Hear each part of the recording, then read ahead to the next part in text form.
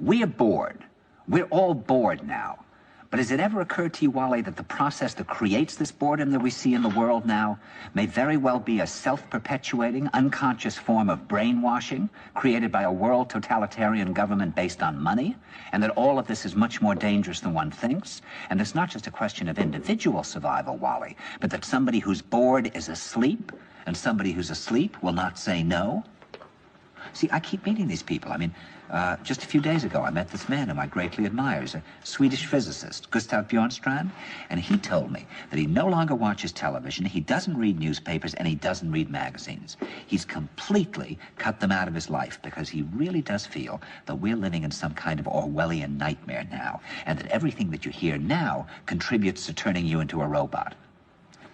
And when I was at Findhorn, I met this extraordinary English tree expert who had devoted his life to saving trees. Just got back from Washington, lobbying to save the redwoods. He's 84 years old. He always travels with a backpack because he never knows where he's going to be tomorrow.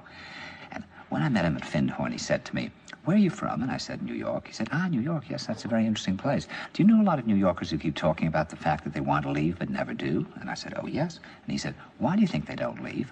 I gave him different banal theories. He said, "Oh, I don't think it's that way at all." He said, "I think that New York is the new model for the new concentration camp, where the camp has been built by the inmates themselves, and the inmates are the guards, and they have this pride in this thing they've built. They've built their own prison, and so they exist in a state of schizophrenia, where they are both guards and prisoners, and as a result, they no longer have, having been lobotomized, the capacity to leave the prison they've made, or to even see it as a prison." And then he went into his pocket and he took out a seed for a tree and he said, "This is a pine tree." He put it in my hand and he said, "Escape before it's too late." See, actually for 2 or 3 years now, Chiquita and I have had this very unpleasant feeling that we really should get out. And we really feel like Jews in Germany in the late 30s. Get out of here.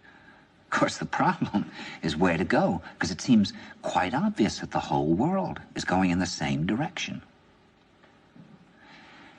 See, I think it's quite possible that the 1960s represented the last burst of the human being before he was extinguished, and that this is the beginning of the rest of the future now, and that from now on there'll simply be all these robots walking around, feeling nothing, thinking nothing, and there'll be nobody left almost to remind them that there once was a species called a human being, with feelings and thoughts, and that history and memory are right now being erased, and soon nobody will really remember that life existed on the planet.